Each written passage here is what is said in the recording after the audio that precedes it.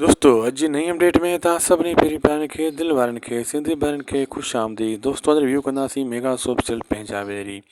जी हाँ दोस्तों, जंहिंजा अचण वारा एपिसोड ज़बरदस्त सनसनीखेज़ थियण वारा आहिनि। छो त ड्रामो तव्हां ॾिठो त बहितरीनु मोड़ ते पहुतो आहे। अचण वारे एपिसोडनि में इहे सीन अञा ज़बरदस्त थींदा। हाणे ड्रामो तमामु जल्द ख़तमु थींदो दोस्तों।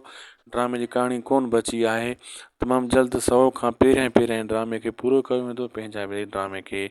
जी हाँ दोस्तों, तव्हांखे बहितरीनु ख़बर ॾेई रहिया आहियूं।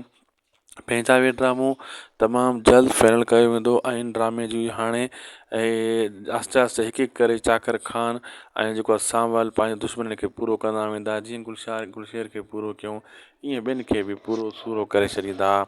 ऐं अचण वारे एपिसोडनि में सीन इहे तव्हांखे हाई लेवल जा ॾिसण वटां मिलंदा।